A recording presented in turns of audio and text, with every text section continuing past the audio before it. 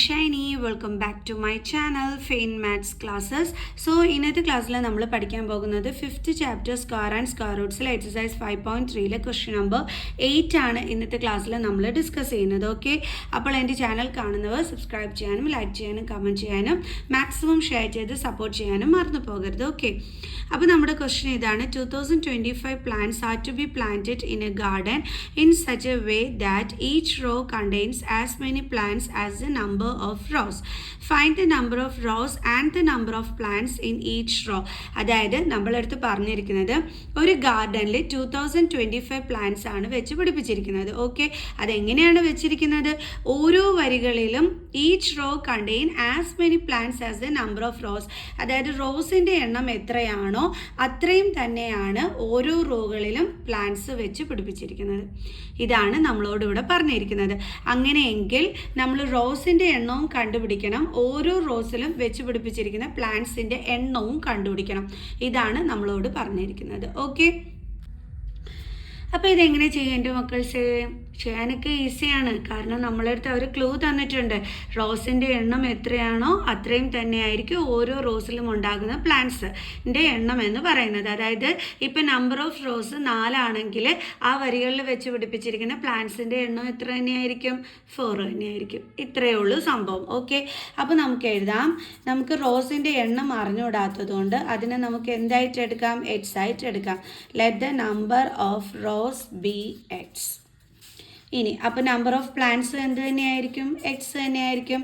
Number of plants is equal to x. Okay, miss പറഞ്ഞില്ലേ, ഇപ്പോൾ റോസിൻ്റെ എണ്ണം ഒരു 5 എണ്ണം ആണെന്നുണ്ടെങ്കിൽ ഓരോ റോസിലും വെച്ച് പിടിപ്പിച്ചിരിക്കുന്ന പ്ലാന്റ്സിൻ്റെ എണ്ണം എത്ര തന്നെയായിരിക്കും?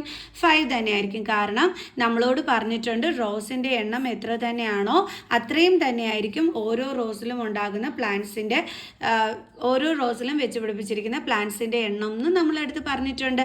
അപ്പം എക്സ് നമ്പർ ഓഫ് റോസ് ആണെങ്കിൽ number of plants in each row എന്ന് പറയുന്നത് എന്തായിരിക്കും? എക്സ് ആയിരിക്കും. മനസ്സിലായോ എൻ്റെ മക്കൾസിന്? ഇനി total number of plants to be planted എന്ന് പറയുന്നത് എത്രയാണ്? 2025.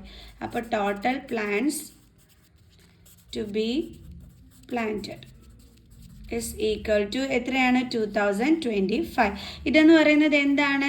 എക്സ് ഇൻറ്റു, അതായത് number of rows into number of plants in each row ആണ് എന്തെന്ന് പറയുന്നത്? 2025 എന്ന് പറയുന്നത്. പിടികിട്ടിയോ? ഓക്കെ, എക്സ് ഇൻറ്റു എക്സ് എന്ന് വെച്ചാൽ എക്സ് സ്ക്വയർ ആണ്, ഇസ് ഈക്വൽ ടു 2025. ദെൻ എക്സിൻ്റെ വാല്യൂ കണ്ടുപിടിക്കാൻ നമ്മൾ എന്താ ചെയ്യേണ്ടത്? 2025ൻ്റെ സ്ക്വയർ റൂട്ട് കണ്ടുപിടിക്കണം. അതെങ്ങനെയാണ് കണ്ടുപിടിക്കുക? പ്രൈം ഫാക്ടറൈസേഷൻ ചെയ്ത് അല്ലേ? അപ്പോൾ ഇവിടെ ലാസ്റ്റ് 5 ആണ്. നമുക്കറിയാം 0ലും 5ലും എൻഡിങ് ചെയ്ത് കഴിഞ്ഞാൽ 5 കൊണ്ടാണ് ചെയ്യേണ്ടുള്ളതെന്ന്. ബട്ട് നമ്മൾ 3 എന്ന് പറയുന്ന പ്രൈം നമ്പർ ഉണ്ട്, അതിലും കൂടി ഡിവിസിബിൾ ആണോ എന്ന് നോക്കിയിട്ട് നമ്മൾ 5 യൂസ് ചെയ്യാൻ പാടുള്ളൂ. 3ൽ ഡിവിസിബിൾ ആണോ എന്ന് എങ്ങനെയാണ് നോക്കേണ്ടുള്ളത്? ഡിജിറ്റുകൾ തമ്മിൽ ആഡ് ചെയ്ത് നോക്കണം അല്ലേ? 2025. അപ്പോൾ 2 + 0 + 2 + 5. 2 + 2 4, 4 + 5 9. 9 എന്ന് പറയുന്ന നമ്പർ 3യുടെ ടേബിൾസിലുണ്ട്. അപ്പോൾ ഇത് എന്തുകൊണ്ട് ഡിവിസിബിൾ ആണ്? 3 കൊണ്ട്. എപ്പോഴും ചെറിയ നമ്പറിൽ നിന്ന് വേണം നമ്മൾ സ്റ്റാർട്ട് ചെയ്യാൻ. ഓക്കെ, അതുകൊണ്ടാണ് മിസ് ഇവിടെ 3ൽ സ്റ്റാർട്ട് ചെയ്തത്, 5 യൂസ് ചെയ്യാനത്. ഇനി 3യുടെ ടേബിൾസിൽ 20 ഉണ്ടോ? ഇല്ല. പിന്നെ എന്താ ഉള്ളത് 3യുടെ ടേബിൾസിൽ? 18 അല്ലേ? സോ അപ്പോൾ നമുക്ക് 3 × 6 ആണ് 18. 3 6 are 18. അപ്പോൾ നമ്മൾ ഈ 6 വേണം എവിടെ എടുത്ത് എഴുതാൻ? ഇവിടെ. ഇനി 18ൽ നിന്ന് 20 ആകാൻ 19 22 കൂടി വേണം. ആ 2 നമ്മൾ ഈ 2ൻ്റെ സൈഡിൽ കൊടുത്തു. അപ്പോൾ ഇത് ജോയിൻ ചെയ്ത് വായിക്കുമ്പോൾ എത്രയായി? 22. 3യുടെ ടേബിൾസിലില്ല, പക്ഷേ നമുക്കറിയാം 22ന് മുമ്പ് 21 3യുടെ ടേബിൾസിലുണ്ടെന്ന്. അത് എപ്പോഴാണ് കിട്ടിയത്? 7 കൊണ്ട് മൾട്ടിപ്ലൈ ചെയ്തപ്പോൾ. അപ്പോൾ ആ 7 എടുത്ത് ഇവിടെ എഴുതുക. ഇനി ബാലൻസ് എത്രയുണ്ട്? 1. അത് നമ്മൾ 5ന് കൊടുക്കുക. ഇപ്പോൾ ഇത് എത്രയായി? 15. 3ൻ്റെ ടേബിൾസിൽ എന്തുണ്ട്?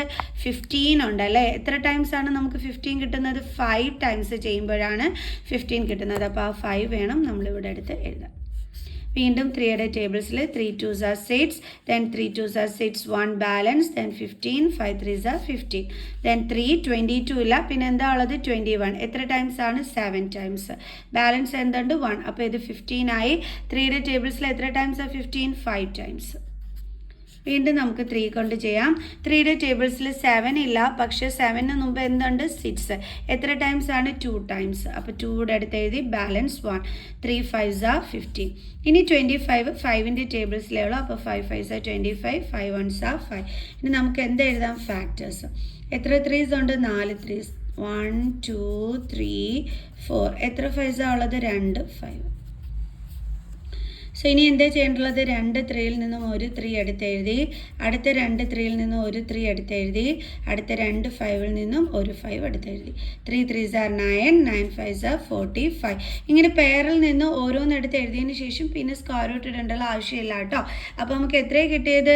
45. എന്തിൻ്റെ വാല്യൂ ആണിത്? എക്സിൻ്റെ വാല്യൂ. എക്സ് എന്ന് പറയുന്നത് എന്തായിരുന്നു? നമ്പർ ഓഫ് റോസും നമ്പർ ഓഫ് പ്ലാന്റ്സും നമ്മൾ എക്സ് ആയിട്ടാണ് എടുത്തത്. അപ്പോൾ നമുക്ക് എഴുതാം, number of rows is equal to എത്രയാണ്? 45. അതേപോലെ number of plants in each റോയും എന്താണ്? 45. Number of plants in each row is equal to 45. കാരണം റോസിൻ്റെ എണ്ണം എത്രയാണോ അത്രയും തന്നെയാണ് ഓരോ റോസിലുമുള്ള പ്ലാന്റ്സിൻ്റെ എണ്ണം എന്ന് പറയുന്നത്. ഇതേ അപ്പോൾ രണ്ടും നമുക്ക് സെയിം ആയിട്ട് തന്നെ നമ്മൾ എടുത്ത് എഴുതുകയും ചെയ്തു. ഓക്കെ, അപ്പോൾ എല്ലാവർക്കും ഇന്നത്തെ ഈ ഒരു ക്വസ്റ്റ്യൻ മനസ്സിലായി കാണുമെന്ന് വിചാരിക്കുന്നു. അടുത്ത ക്വസ്റ്റ്യനുമായിട്ട് അടുത്ത വീഡിയോയിൽ കാണുന്നത് വരെ ബൈ ബൈ.